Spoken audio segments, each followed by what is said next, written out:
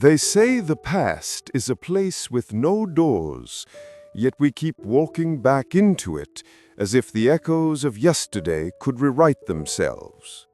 But sometimes the heart learns its greatest truth in the quiet company of another soul.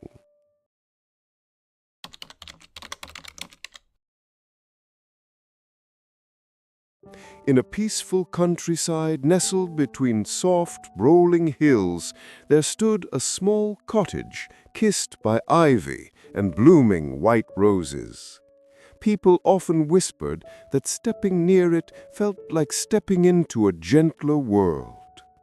The woman who lived there, an elder named Mrs. Ara, seemed to carry serenity the way others carried breath. Wherever she walked, calm followed. One late afternoon, a young woman named Clara approached the cottage gate. Her shoulders sagged as if the weight of her own thoughts had become too much to bear. Her face was colorless, her eyes heavy with tears she had never allowed to fall. "Mrs. Ara," she said, her voice trembling, "I feel trapped inside myself. My past clings to me like a shadow I can't escape. Every mistake, every regret, it all haunts me. How do you live so peacefully?" The elder woman smiled, with the kind of kindness that didn't need words. "Come to my garden tomorrow morning, child. Bring a large bag and fill it with stones, each one representing something from your past that still torments you."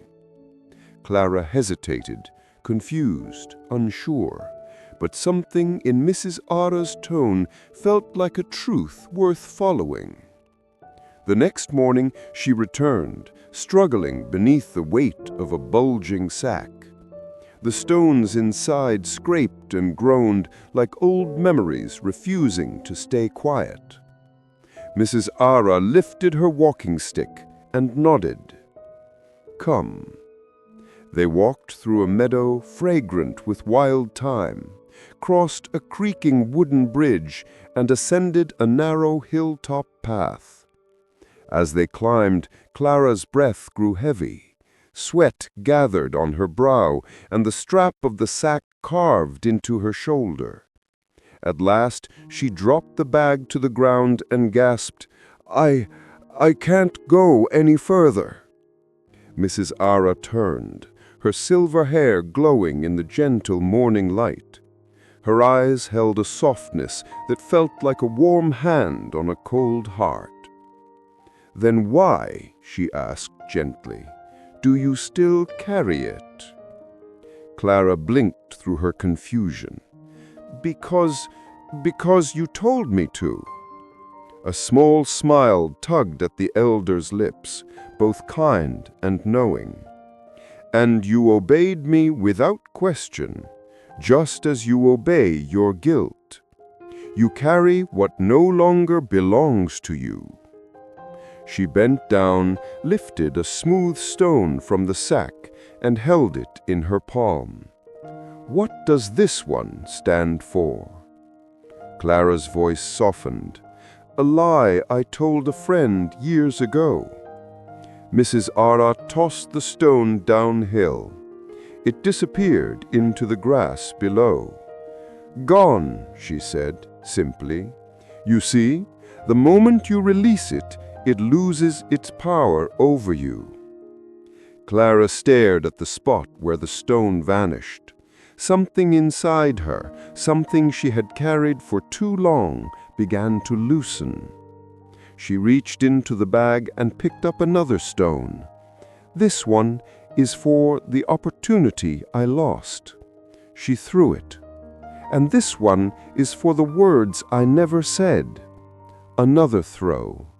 "This one is for the time I wasted blaming myself." The stones tumbled down the hillside, swallowed by the earth that had no interest in her yesterday.